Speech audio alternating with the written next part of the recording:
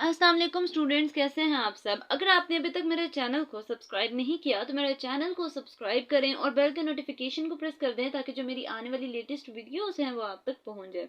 आज की जो मेरी वीडियो है इसमें सबसे पहले मैं डेफिनेशन को एक्सप्लेन करूंगी। डेफिनेशन का नेम है रेसिप्रोकल सेट्स ऑफ वेक्टर्स। ठीक है, सबसे पहले इसकी स्टेटमेंट को रीड करते हैं। स्टेटमेंट में क्या लिखा है, this sets of vectors A B C. अच्छा, ये यहाँ पे बोल्ड लेटर से बनाया गया था, मैंने उस पर कैप लगा दिया था गलती से, लेकिन आपने जो एरो है वो लगाना है। ठीक है, और बोल्ड लेटर था बुक पे लिखा हुआ इसलिए इसके ऊपर एरोज आए हैं। एंड ए बार कह सकते हैं, B bar, C bar are called reciprocal sets और systems of vectors if.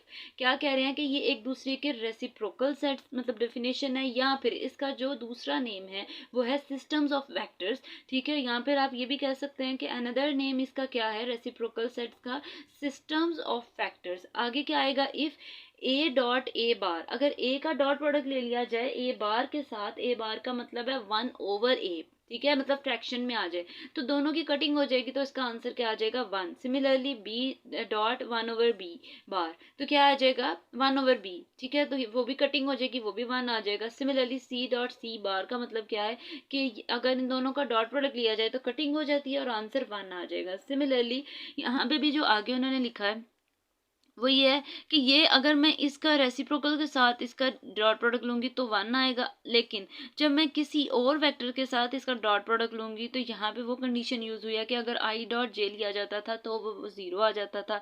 Similarly J dot के लिया जाता था तो भी 0 आ जाता है। यहाँ पे भी वही जो है चीज़ यूज हुई है, और वहाँ पे अगर वो कह रहे हैं कि अगर इसके अलावा किसी और के साथ अगर वो डॉट प्रोडक्ट ले रहे हैं तो वो आंसर उन सबके क्या आ जाएंगे 0। ठीक है, यहाँ पे भी मैंने गलती से जो है वो कैप लगा दी थी, वहां पे भी आपका वेक्टर ही बना ले, वही बेहतर है। नेक्स्ट देखें, the sets A B C and A bar B bar C bar are reciprocal sets of vector if and only if. वो क्या कह रहे हैं कि जो रेसिप्रोकल सेट के ऑफ वेक्टर्स के जो फॉर्मूलाज हैं वो क्या है कि ए बार किसके इक्वल है B cross C divided by A dot B cross C के। ठीक है, सिमिलरली बी बार किसके इक्वल है C cross A divided by A dot B cross C, और यहाँ पे सी बार का फॉर्मूला किसके इक्वल बता रहे हैं A cross B divided by A dot B cross C, where A dot B cross C is not equal to 0। अच्छा, ये जो आपके पास डेफिनेशन है ये काफ़ी ज़्यादा इसको एक्सप्लेन करने के लिए मटेरियल नहीं है। ठीक है, सिर्फ आपने इसको लर्न करना है कि ये हमारे पास अगर डेफिनेशन आ जाती है कि स्टेट वो रेसिप्रोकल सेट्स ऑफ वेक्टर्स, या फिर इसके अलावा डेफिनेशन डिफाइन आ जाता है, define reciprocal sets of vector, या फिर इसके अलावा जो डेफिनेशन का नेम आएगा वो क्या आएगा, डिफाइन सिस्टम ऑफ वेक्टर्स। तो आप लोगों ने इसको सारे को लिख देना है। ठीक है, मतलब ये सारी चीज़ें एक्सप्लेन कर देनी है, फॉर्मूलाज भी लिख देने हैं, तो आपको मार्क्स मिल जाएंगे। ठीक है, ये तो थी हमारे पास डेफिनेशन। अब इसके बाद जो मैं मूव कर रही हूँ वो इसके सॉल्व प्रॉब्लम है। पेज नंबर मेरे पास पेज नंबर है 18 आई गेस। पेज नंबर 18 पे मूव करने लगी हूँ। तो सबसे पहले जी पेज नंबर 18 है, तो सबसे पहले जो इसके सॉल्व प्रॉब्लम्स है वो काफ़ी ज़्यादा इजी हैं as compare to the previous one.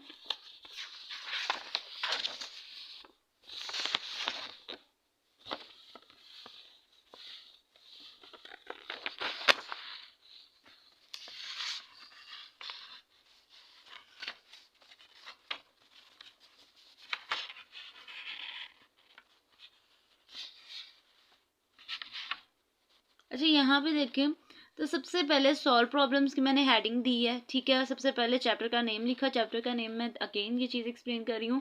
Chapter का नेम है द डॉट और स्केलर प्रोडक्ट, या फिर द डॉट और क्रॉस प्रोडक्ट है चैप्टर का नेम। ठीक है, तो अब जो इसकी फर्स्ट जो मेरे पास फॉर्मूला है वो क्या कह रहे हैं कि प्रूव करें ए डॉट बी किसके इक्वल है बी डॉट ए के। ठीक है, काफ़ी ईजी प्रूव है, बहुत ज़्यादा जो है शॉर्ट क्वेश्चन अगर आया तो ये आपको शॉर्ट क्वेश्चन की फॉर्म में आएगा। ठीक है, तो मैंने ये चीज़ बताई थी। वैसे तो ये कॉम्यूटेटिव लॉ है, ठीक है, कि ए डॉट बी किसके इक्वल है बी डॉट ए के, लेकिन वो ये पूछ रहे हैं कि हम लोगों ने इसको प्रूव कैसे करना है। तो क्या करेंगे हम लोग, जो मेरे पास लेफ्ट हैंड साइड है उसको लेट करेंगे। लेफ्ट हैंड साइड क्या है ए डॉट बी, तो ए डॉट बी का फॉर्मूला क्या है ए बी कॉस थीटा। वो कह रहे हैं कि अगर ए बी कॉस थीटा लिखा जा सकता है तो ए और बी मतलब मल्टीप्लाई ही हो रहे हैं ना।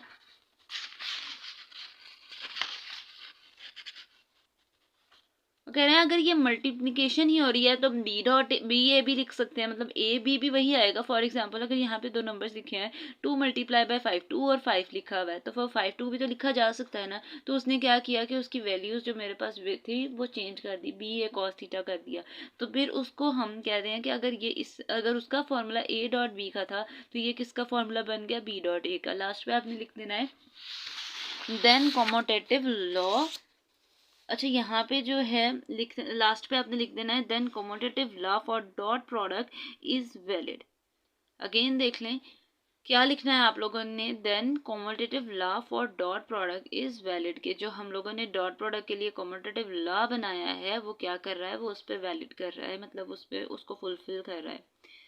ये थी जी आज की मेरी वीडियो। होपफुली आपको मेरी वीडियो अच्छी लगी होगी। अगर आपको मेरी वीडियो अच्छी लगे तो वीडियो को लाइक करें और सब्सक्राइब करना मत भूलिएगा। तो इंशाल्लाह जो नेक्स्ट वीडियो होगी, अच्छा ये जो है जो मेरे पास क्वेश्चंस हैं सॉल्व प्रॉब्लम, ये काफ़ी छोटी छोटी जो है वो उसके सोल्यूशंस हैं। तो मैं कोशिश करूँगी फर्दर जो छोटे छोटे क्वेश्चंस हैं उसकी 2-3 क्वेश्चंस या 4 क्वेश्चंस को रिलेट करके उसकी एक वीडियो बना दी जाए।